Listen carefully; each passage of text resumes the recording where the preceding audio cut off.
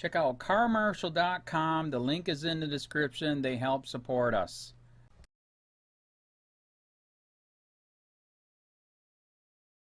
Baltimore mayor fires police commissioner after near-record year for murders.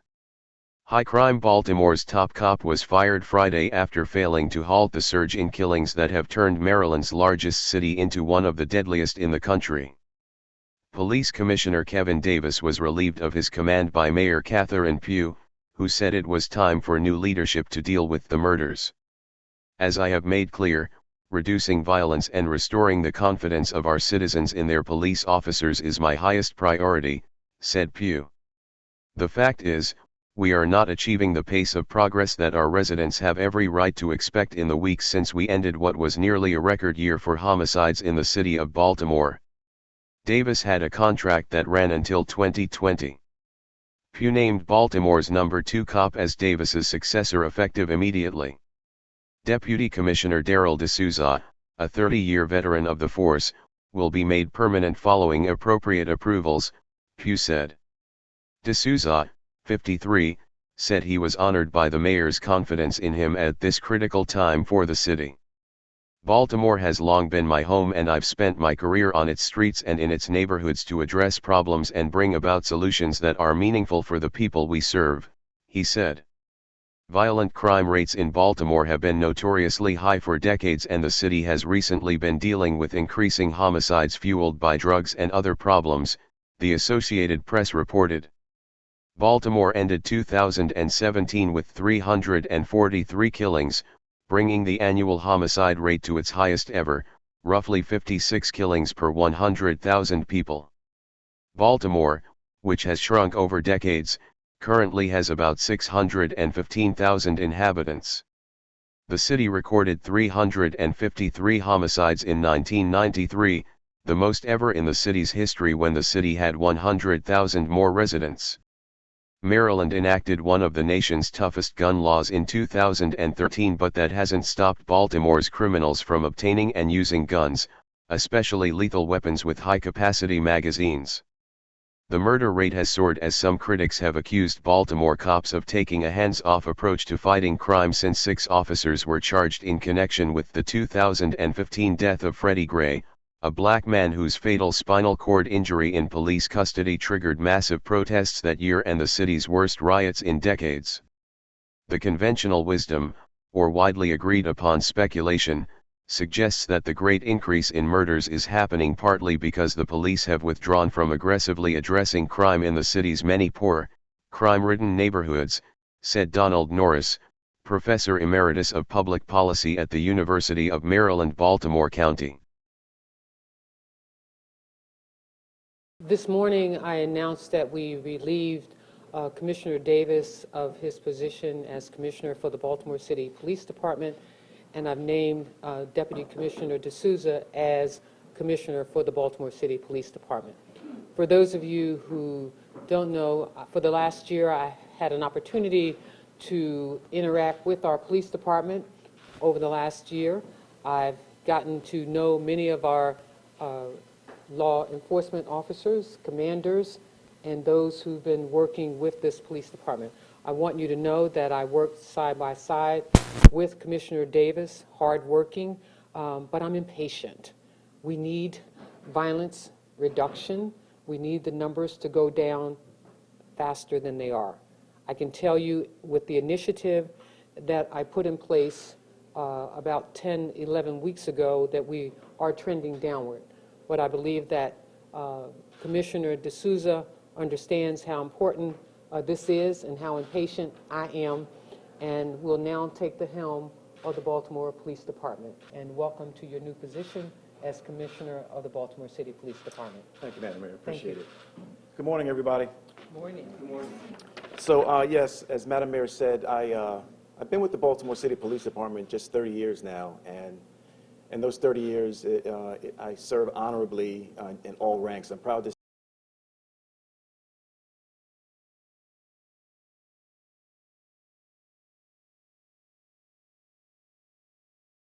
directly inside the community itself all over Baltimore City.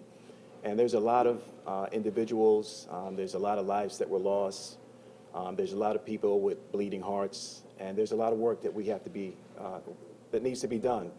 That's number one priority. The priority as of this moment right now, it's really simple. It's a really simple priority, and that's violent reduction. Second priority is violent reduction, and third priority is violent reduction at accelerated pace. That's the bottom line. Secondly, my plan is to immediately put more uniformed police officers on the streets. We have men and women in the police department that do a valuable job every single day, detectives, officers in every single in the 9 districts. They serve honorably. They pour their hearts out on a regular basis. In fact, I spoke to a young officer in the Southern District just 2 days ago. He's actually in his 2nd surgery in reference to an injury he sustained wrestling a gun away from a suspect in South Baltimore. I just spoke to him. And his words were real simple. He says, "Sir, I want to hurry up and get back to work." And these are the type of officers that we have in the Baltimore City Police Department. The other thing I'd like to mention really quick in terms of my focus almost immediately is to build on the violent repeat offenders that plague the city, the trigger pullers who we know, and I have a real strong message for the trigger pullers, is that we're coming after them. It's going to be accelerated pace. The district commanders in all 9 districts know who they are, and we're coming after them. And I want to let everybody know it's going to be done in a constitutional manner.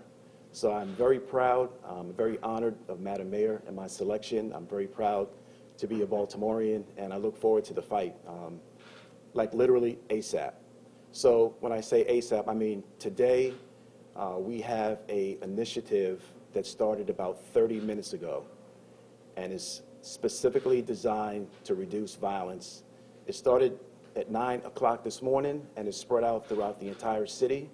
And the first set of officers that are coming on the streets, they came on at 9 a.m. There's another wave that comes on at 10 a.m. There's another wave that comes on at 11 a.m. And this wave is going to continue all the way to the midnight hour. And this initiative is going to be ongoing. The citizens of Baltimore can expect to see a reduction. The citizens of Baltimore can expect to see us getting in front of crime immediately. County, this is Charlotte County Cop Watch, and I wanted to explain what fair use is.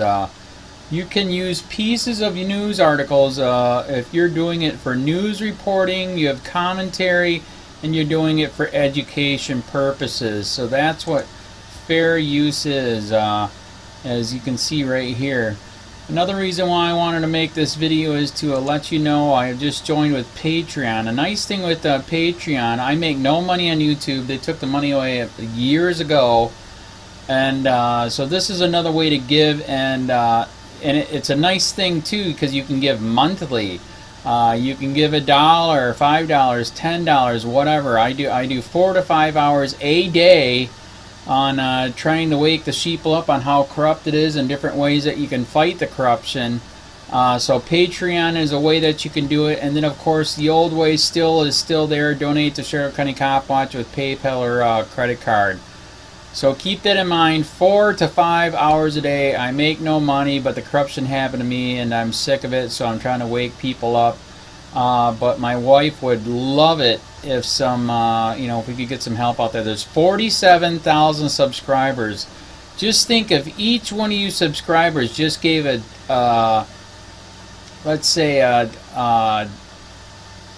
actually yes, $1 a month. 47,000 subscribers gave $1 a month.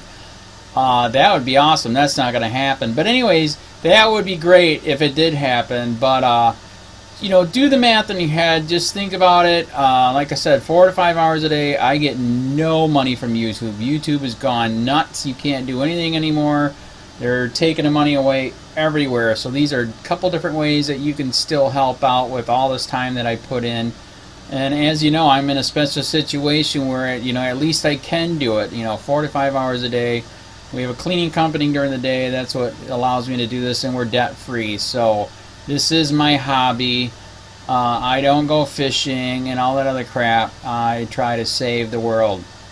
So help me out to make the wife happy, man. In fact, if you guys did give $1 a day, and there was 47,000 of you, and you did it, and each of you gave $1, and that was every month. Oh my God, yes, I could quit. I could start suing them. Another idea too that we have is, you know, if I got, you know, some funds, we could actually contact everyone that has been ticketed and or arrested and put in jail and start sending them postcards to let them know we're here, and to see if everything went all right, and if it didn't, find out their story. So we could even do more investigations and more lawsuits. Lawsuits take money.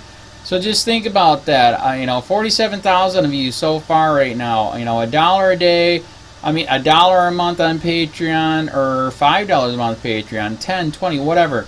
Just do the math in your head. Help out. This is a lot of work every single day.